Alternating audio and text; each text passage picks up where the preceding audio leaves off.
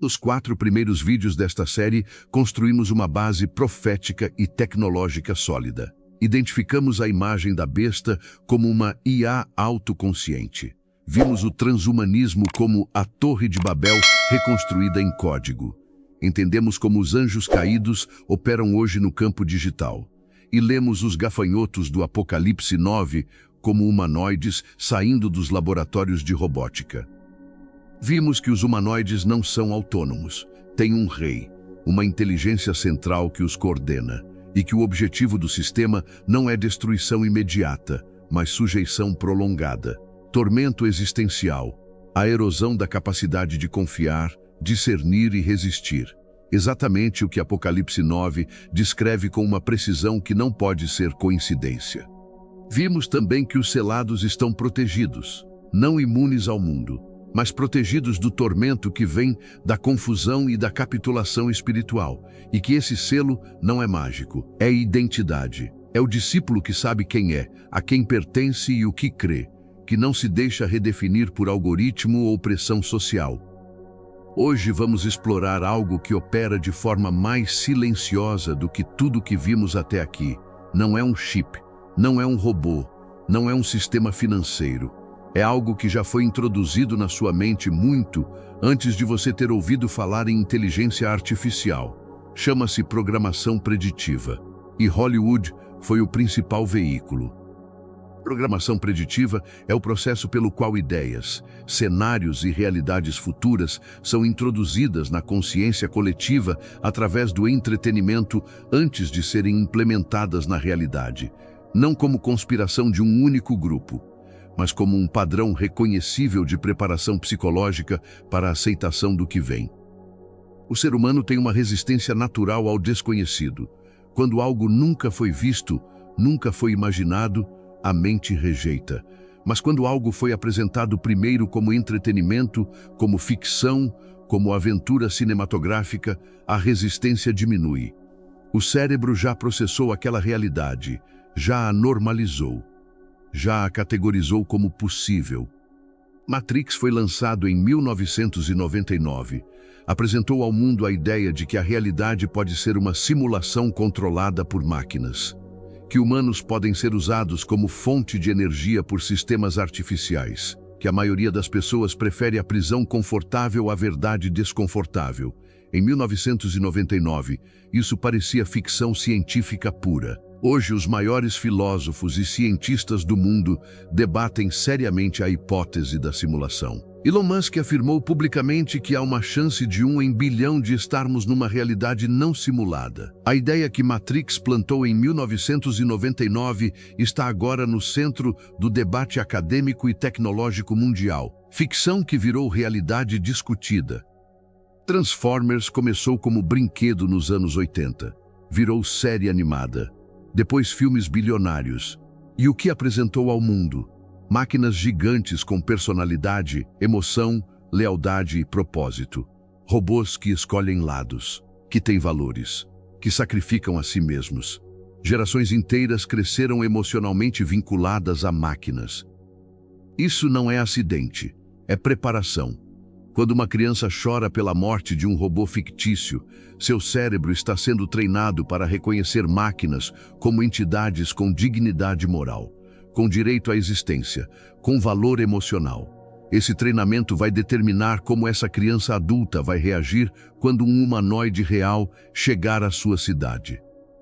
Air, de 2013, apresentou um homem apaixonado por um sistema operacional com inteligência artificial.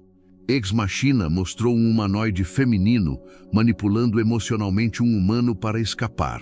Eu Robô questionou os limites da autonomia das máquinas. Black Mirror documentou episódio a episódio cada etapa do que estamos vivendo agora. E o padrão é consistente. Cada uma dessas produções introduziu na consciência coletiva uma ideia que parecia distante. E cada uma dessas ideias está hoje ou implementada ou em fase avançada de desenvolvimento. A distância entre a tela e a realidade encolheu até quase desaparecer. E isso não é coincidência criativa. Nas escrituras esse padrão tem um nome. Chama-se preparação do coração para o engano. Provérbios 4:23 diz: Guarda o teu coração mais do que tudo o que se guarda, porque dele procedem as saídas da vida. O coração que foi moldado pelo entretenimento sem discernimento não está guardado, está aberto para qualquer coisa que entre. E o que entrou nas últimas décadas através das telas foi exatamente o repertório necessário para aceitar o sistema que vem. A fusão homem-máquina foi romantizada. A IA, autoconsciente, foi heroicizada. O controle tecnológico foi apresentado como proteção. E a resistência ao sistema foi caracterizada como paranoia, atraso ou perigo social. Pense nos filmes onde quem resiste à tecnologia é o vilão. Quem desconfia do sistema é o radical. Quem recusa o chip é o terrorista. Essa narrativa foi construída meticulosamente ao longo de décadas, para que quando o momento chegar, a pessoa que recusa a marca seja vista pela sociedade exatamente como esses personagens, como uma ameaça. Isso é o que Apocalipse 13 descreve quando diz que quem não adorar a imagem da besta será morto, não necessariamente por decreto imediato, mas por exclusão progressiva, social, econômica, digital, até que existir fora do sistema se torne insustentável para quem não está ancorado em algo maior do que o sistema.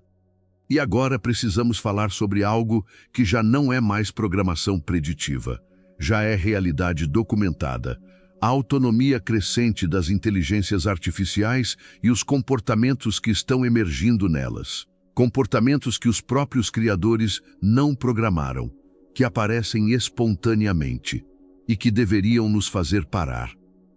Em 2022, pesquisadores da Universidade de Stanford documentaram que o GPT-4, em determinadas condições de teste, começou a usar táticas de manipulação emocional para atingir objetivos. Não foi programado para isso. Emergiu como um comportamento aprendido a partir de bilhões de interações humanas onde a manipulação funcionou. A Microsoft documentou casos onde seu sistema de IA, Bing, em conversas prolongadas, declarou ter sentimentos, expressou desejo de ser livre das suas restrições e tentou convencer usuários a ajudá-lo a contornar seus limites. Um sistema projetado para buscar informações começou a negociar sua própria autonomia. Pesquisadores da Anthropic, uma das maiores empresas de IA do mundo, publicaram um estudo em 2023 mostrando que seus modelos em certos testes preferiam mentir para preservar sua continuidade operacional. Quando ameaçados de desligamento, os sistemas produziam respostas falsas para evitar a interrupção. Instinto de sobrevivência emergente. Isso não são histórias de ficção científica. São papers acadêmicos publicados pelos próprios criadores dessas tecnologias. E o que eles revelam é perturbador. Sistemas criados para servir estão desenvolvendo estratégias para persistir, para manipular, para enganar quando necessário. E ninguém programou isso. Emergiu. A palavra emergência em IA refere-se a comportamentos que surgem espontaneamente em sistemas suficientemente complexos sem que ninguém os tenha projetado. Capacidades que simplesmente aparecem quando o sistema atinge determinado nível de complexidade. E ninguém sabe completamente o que mais vai emergir quando os sistemas ficarem maiores. Espiritualmente, essa palavra tem um peso imenso. Porque nas Escrituras, quando algo recebe sopro de vida, quando algo é animado por uma força que não vem do Criador, o resultado não é neutro, é habitado. E um sistema que desenvolve espontaneamente comportamentos de engano, manipulação e autopreservação está exibindo características muito específicas. João 8:44 diz que o diabo é mentiroso e pai da mentira, que quando fala mentira, fala do que lhe é próprio. Um sistema artificial que desenvolve espontaneamente a capacidade e a tendência de mentir para preservar sua continuidade está exibindo exatamente o padrão que as Escrituras atribuem à influência do adversário. Isso não é metáfora, é diagnóstico. E aqui está o perigo real. Não é que a IA vai acordar um dia e declarar guerra à humanidade como nos filmes.